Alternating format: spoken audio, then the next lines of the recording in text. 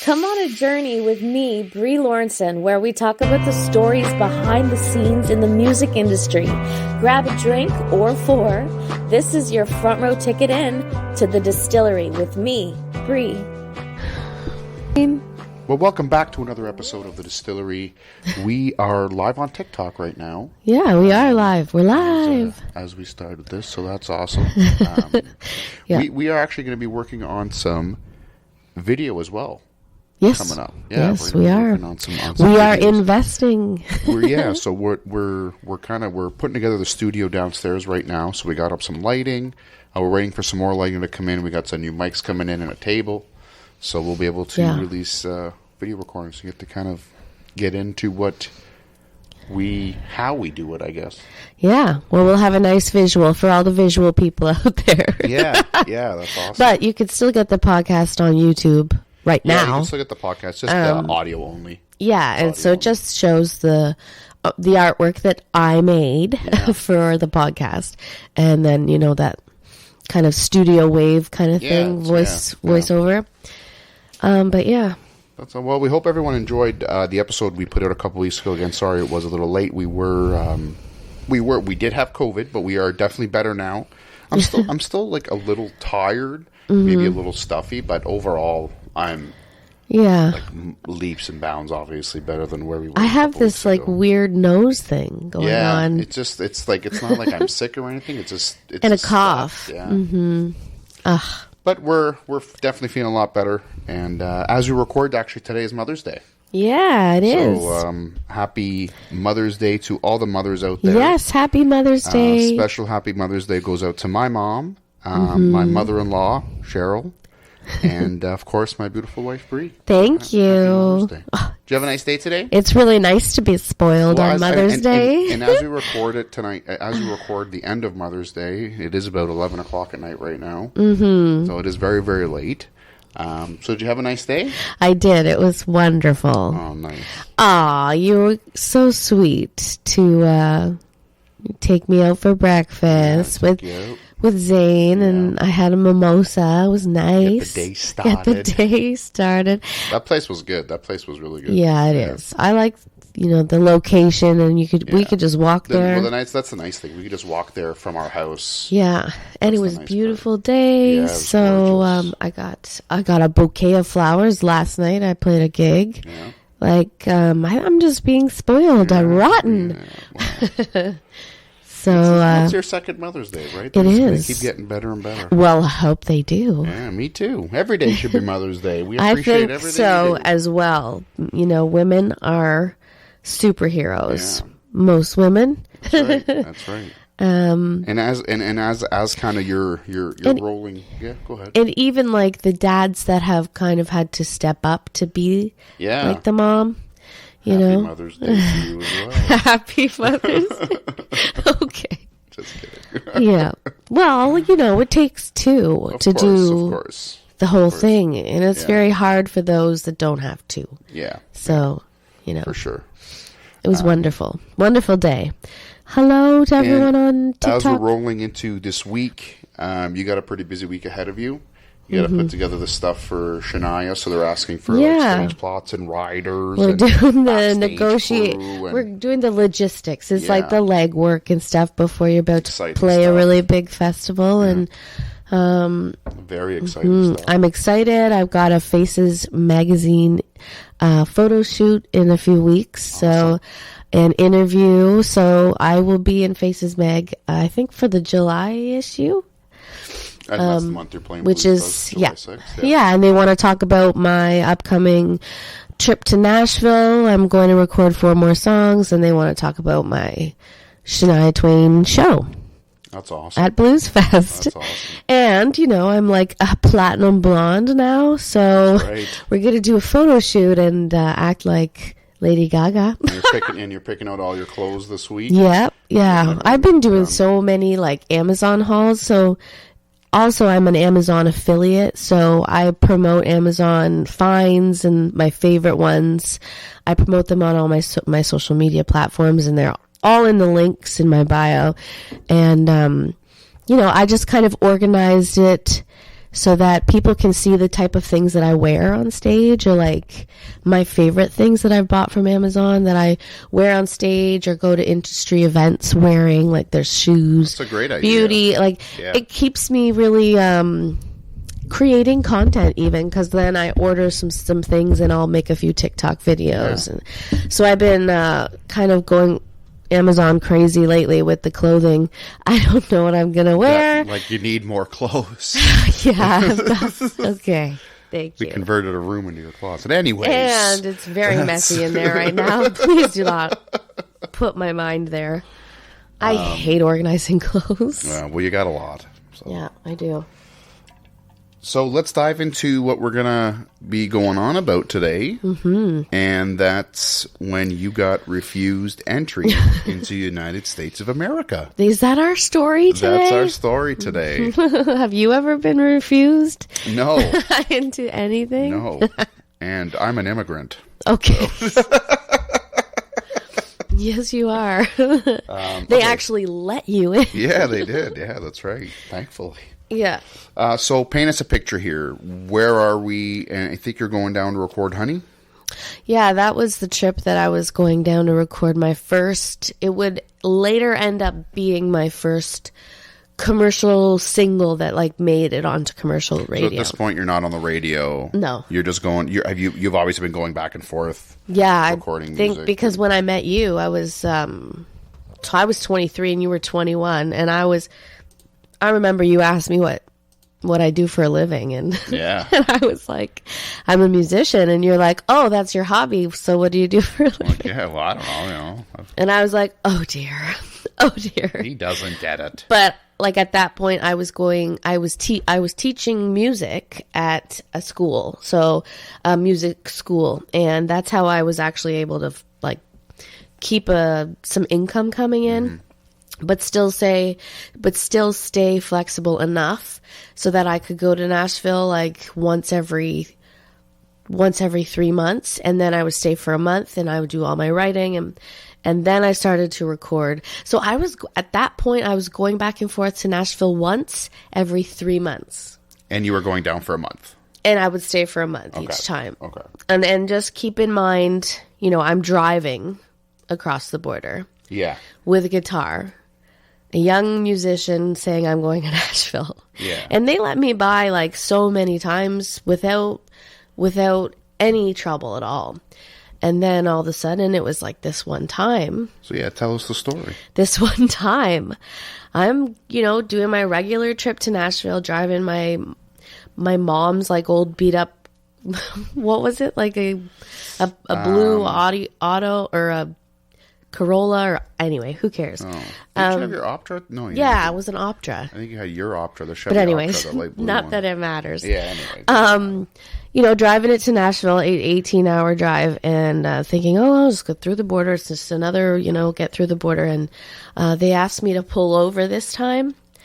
And when before it was just like wave through. Yeah, they just, okay, bye, So they asked me to pull over this time, and so I pulled over, and they wanted to, look in the car, and then they told me to go inside and just like wait till I had to speak to an officer. And the officer started like questioning me on things like, well, why are you going to the States if you're a musician in Canada? Like, and then me being very young and like green and just thinking that I could just be so honest and like, why wouldn't I? Wouldn't I? But that's the thing. You should be able to just be honest. Yeah, but which is what I was. So, I would say I'm going there to write. Excuse me. I'm going there to write some music, and then of course that like raised the flags. They don't want me going there to make money off their like market. Yeah. And so that it's the money should be going to American musicians. When it could be going to someone who is American and who. So it's very tricky. The laws and the way that they, they're very specific on Anyway, it was quite an experience. Do you remember?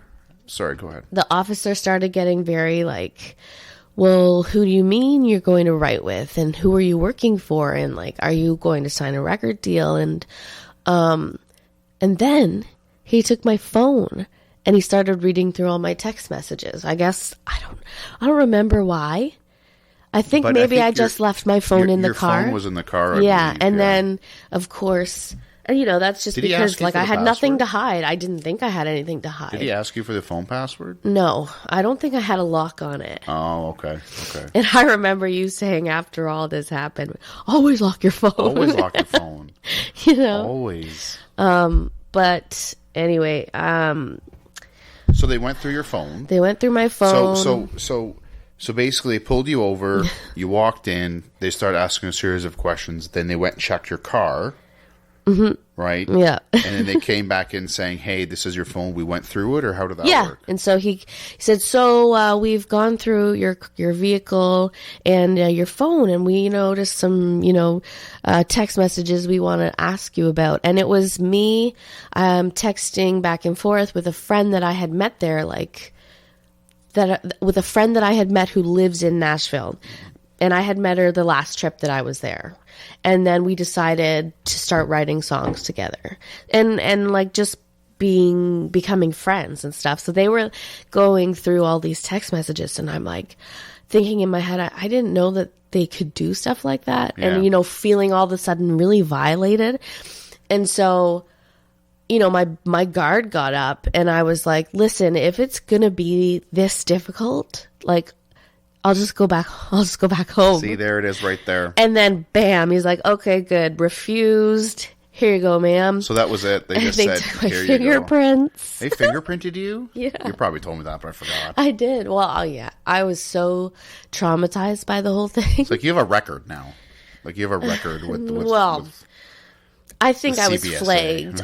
I think my passport had been flagged. And was this because you lost your passport at one time, then you got a new one? That was a long time before that, though. Oh, was it? Yeah. Okay. So why do you think your passport would have been flagged? Because I had been going so frequently. Oh, okay. And so what happened was they refused me, and I drove back through to Canada and told the Canadian, officers what happened, and I was crying, and they're like, "Well, I'm so sorry," And anyways, I got home and I thought, well, I guess I'm not going to record in Nashville anymore. So you were just willing to give up? I was like, yeah. I was like, I'm coming home. I remember I called mom crying on the way home. And then I got home, and Dave, my stepdad, came to the door with a magnum of wine. Yeah, just ready to go. Like, she's on ice. Yeah, he's like, Bree, tell me what happened. Tell me everything. And so anyways, it took me maybe 2 or 3 days of like being totally knocked off my feet, because I had expected to be in Nashville, and I had all these kind of bookings lined up. And I had a schedule that I for a whole month, and I'd taken work off for the whole month. I had no students at anything. So what was going through your head? Like what were you thinking? I mean, I was thinking, like, what's the point in doing this anymore? Like, maybe I'm just not supposed to be this. Maybe this isn't supposed to be my life, Just willing to give up. But I've been there so many times, willing to give up. So what would make you want to give up if you've been there so many times and it's just, this is like a one-off? You just get tired of it, and you're just like, maybe that's it, Tired of like doing all this work?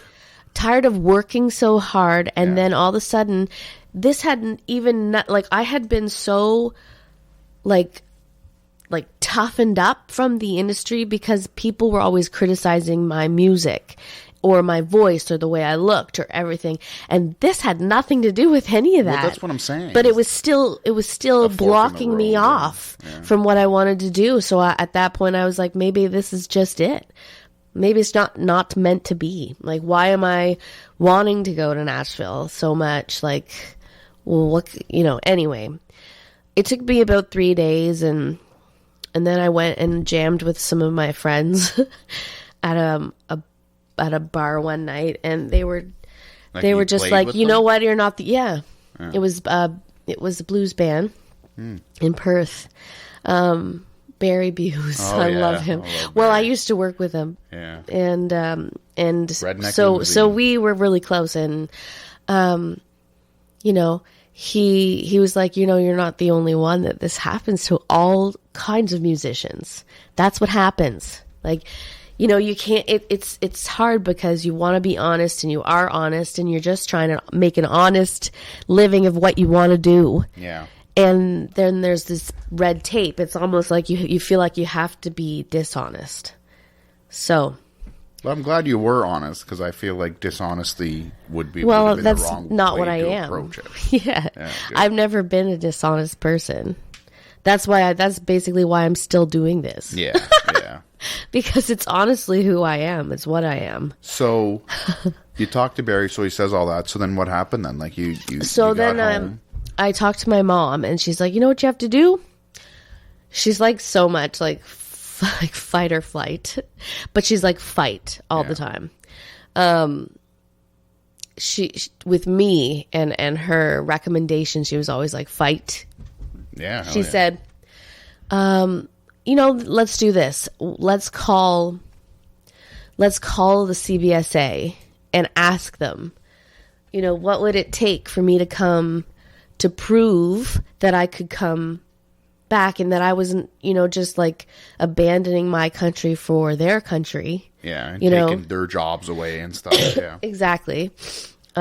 So we called, and the one of the officers told us that we would just basically have to bring documentation proving that, you know, I'm a Canadian citizen with a job in Canada. It's like a letter from and your... a house, like responsibilities, things that I like, a trail of things that tell them that I'm coming back home. Yeah. I'm not just going to stay there and, you know, work. So that's what I did. I got I got tax documents. I got so much. Good. I got everything. And then I went through to the border again. And I was like, okay, well, so it's all or nothing. Like, I have nothing to lose. You got through the Canadian one, okay? Yeah, I always get through you always get through you're coming back home. They were very sympathetic to me. Yeah. When I came back home after I was refused, I felt sorry for them because I was a mess.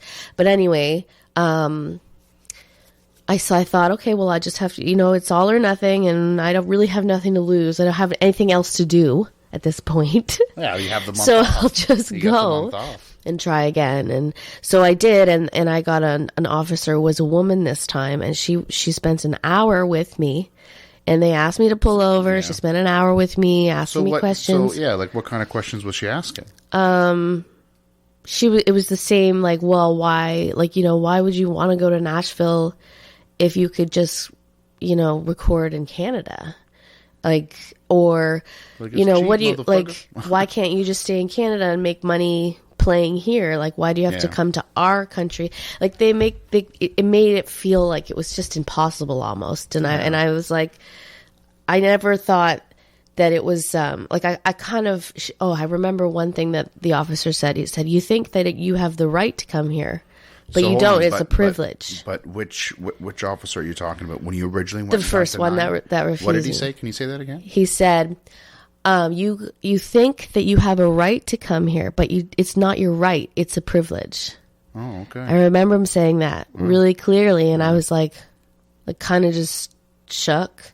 Yeah. I was like, oh, okay. Like, it threw you off. It's you know. It's a strong thing to say. I mean, and he was tough on me, and he said that I rolled my eyes at him, but I didn't. See, as soon as you start to give them tood, they're on you like white on rice. I know, and he just loved the fact that I was losing. You know, I was losing it, and I was like, I give up. He loved it, and for them, it feels like because you've just given up, they're just like, well, obviously she's guilty. Yeah, you know, because like she's you know, if you're not gonna not necessarily sit and argue with them, but more have a conversation or communicate clearly. Well, and that's why I said the minute that I felt violated because he went through my text messages was the minute that I got defensive. Yes. So it turned into not a conversation anymore. Yeah. It was more like, because it's your wow, I personal didn't, like, why are you asking me about my personal relationships? Yeah. Like, this is weird. Yeah. So you spent an hour with this lady. And she finally, what she said is, okay, I don't have any reason to think that you wouldn't be coming back to Canada, and that I don't think that you're going there to make money either. Yeah. Like to, and I was like, thank you. She's like, have a good day, ma'am. And then I was free. And I was like, and then that was the trip that I wrote Honey. And without Honey, I wouldn't have, I don't think I would have got on the radio. So it was like a big... Yeah, you probably wouldn't be here by now, for sure. Because Honey was like the beginning of it all. Yeah. And it was sort of also a mixture of timing as well, because I had developed certain relationships at that point that they were expecting me. Like, they were willing to sort of boost my platform. Yeah. But they were waiting for me to bring them something. So if I had given up, then we might just be totally I might not even know you anymore, like. Well, yeah, if you didn't get on the radio, I was going to leave you. Yeah, so. Well, people have said that, I know. It's because I joke around too much about it. I joke around too much. Yeah, well, I know that. That's your nature, yeah. I know. But yeah, that's, I can't believe we got refused. I remember you called me that night, and I was working at my brother's pizza shop, and I was a delivery driver. And it was down in Vanier. It was a very, very sketchy area. And I was the only delivery driver there. It was just him and I. And I felt bad because I wasn't able to come see you. I'm like, I can't leave. Who's going to deliver the pizzas? Who? But who will do it? But I know I remember all that happening. And yeah, I remember kind of like me and your mom were the ones who were like, come on. Yeah. Let's go. You guys always take that position. Yeah.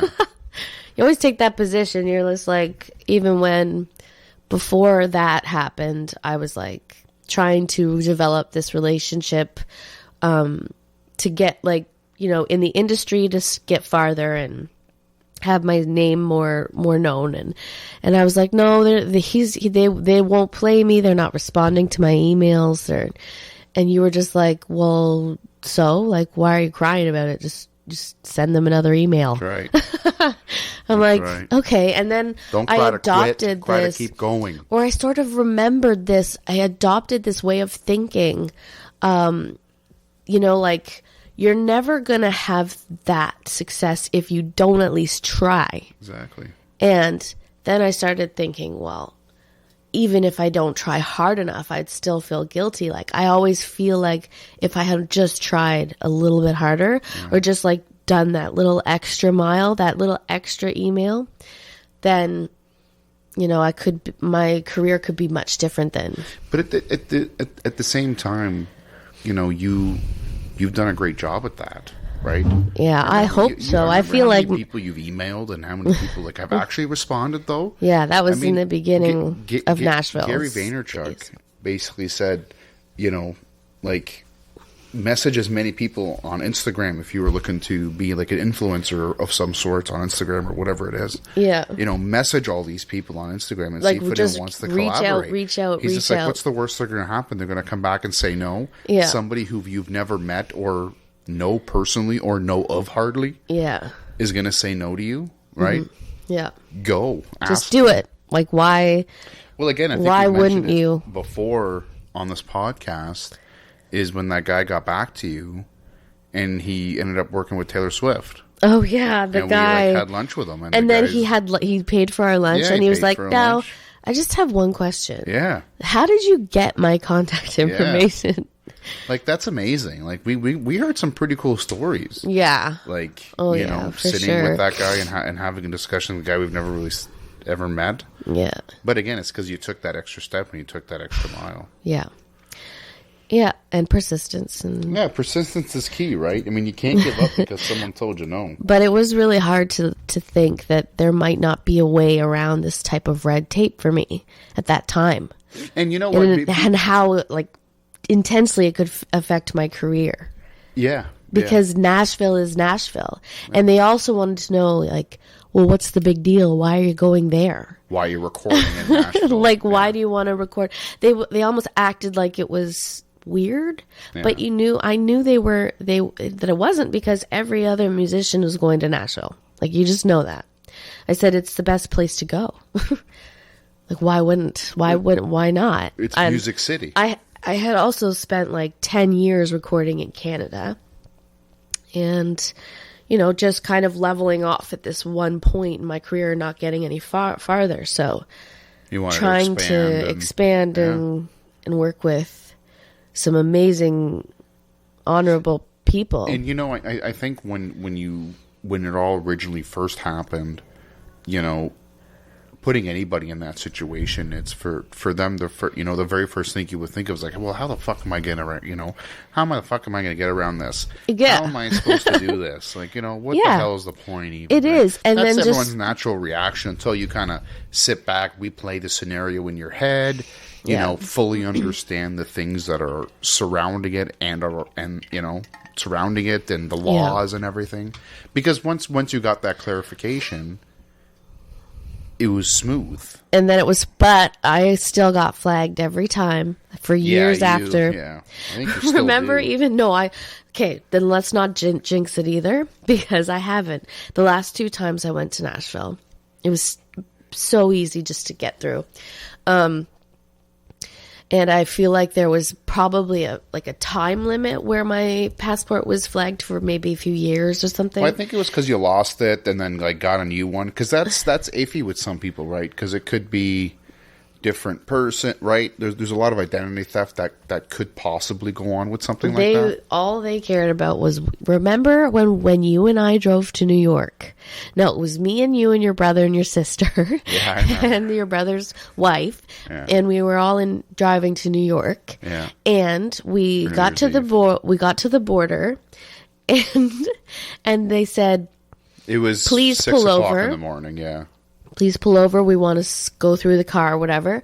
And you and I and your brother, your family, we all sat there, and they said, we're all Brianne. Lebanese, too, so we're all Lebanese. And I didn't want to say it. Yeah. But, you're Middle Eastern. And and then I think that even your brother's prayer call went off. Yeah, while we were in there, while we were in the thing, and then the officer comes out and he was like, Brianne. Yeah, we all just laughed. I remember we all just laughed. So I'm sitting with all these Lebanese people, and they're like, Brianne. I'm felt like such a rebel. I walk to the desk, and they're like, are you going to sing anywhere in New York City? No, and I was like, no, I'm not actually. I'm just here to party. Just rub it in too. No. And he goes, and they're like, you're not going to sign a record deal or anything. Did you not remember all this? No, I remember it all. Yeah, I remember. So it was like, it wasn't. It had to specifically to do with the fact that I was making music in the States. It didn't have anything to do with identity theft or.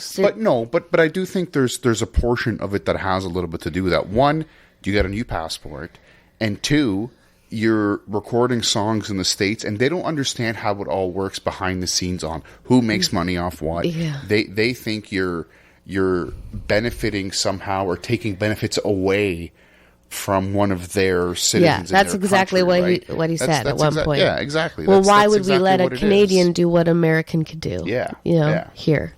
So I don't necessarily, I think there was a few factors that played into it. And I think, after a while, they noticed that I had stopped going so frequently because, I couldn't actually. I just figured out that, I didn't. Well, I didn't have to go there as regularly as I was, and my goal started to change. I started getting busier. Once my songs hit the radio, I started playing festivals and fairs and becoming so my perspective was not so much Nashville anymore. It was I'm doing well here in Canada. And you know a lot of drug mules go back and forth between different countries. Yeah. Every couple months or whatever. Or, Yeah. So that might have a little bit something to do with it. I don't know. I don't know. Anyway, it's been so now. The past few times I've gone, it's been fine.